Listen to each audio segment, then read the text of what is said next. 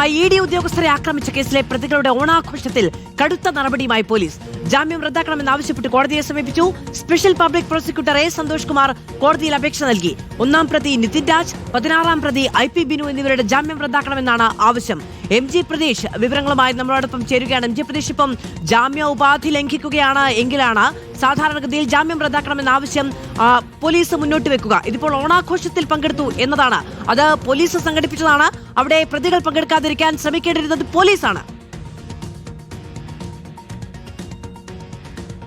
മധു, തീർച്ചയായും ED ആക്രമണ case പ്രതികളുടെ ഓണാഘോഷം, അതിൽ കടുത്ത നടപടിക്ക് ആഭ്യന്തര വകുപ്പ് മുതിരുന്നു എന്നതാണ് ഏറ്റവും പ്രധാനപ്പെട്ട കാര്യം. നേരത്തെ ഈ വീഴ്ച വരുത്തിയ ഉദ്യോഗസ്ഥർക്കെതിരെ നടപടി സ്വീകരിക്കാൻ തീരുമാനിച്ചുവെങ്കിൽ ഇപ്പോൾ പ്രതികൾക്കെതിരെ കൂടി നടപടി കടുപ്പിക്കുകയാണ്. ഇതിൽ ജാമ്യവ്യവസ്ഥ ലംഘിച്ചു എന്ന് കാണിച്ച കോടതിയെ സമീപിച്ചിരിക്കുകയാണ് ഇപ്പോൾ പോലീസ് ചെയ്തിരിക്കുന്നത്. Special public prosecutor A Santhosh Kumar ഇതിനോടകം തന്നെ ഈ കോടതിയിൽ ഹർജി നൽകിയിട്ടുണ്ട്. പ്രതികളുടെ ജാമ്യം റദ്ദാക്കണമെന്നതാണ് ഈ ഹർജിയിൽ ചൂണ്ടിക്കാണിക്കുന്ന കാര്യം. ഇതിൽ 1-ാം പ്രതി നിതിൻ രാജ്, 16-ാം പ്രതി IP ബിനു എന്നിവരുടെ ജാമ്യം റദ്ദാക്കണമെന്ന് ആവശ്യപ്പെട്ടാണ് കോടതിയെ സമീപിച്ചിരിക്കുന്നത്. ഈ 2 പ്രതികളും ജാമ്യ വ്യവസ്ഥ ലംഘിച്ചു എന്നതാണ് ഈ കോടതിയിൽ നൽകിയ അപേക്ഷയിൽ ചൂണ്ടിക്കാണിച്ചിരിക്കുന്ന കാര്യം.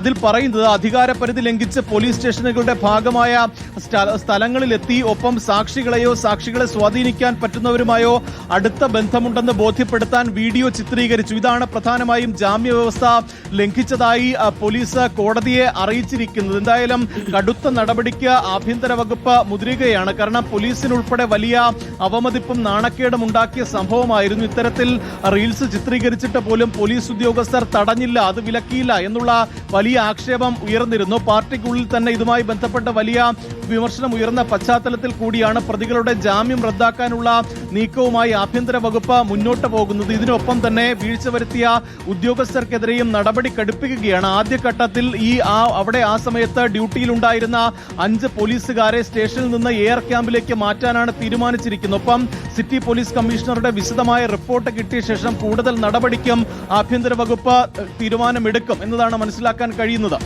മാധു, ശരി.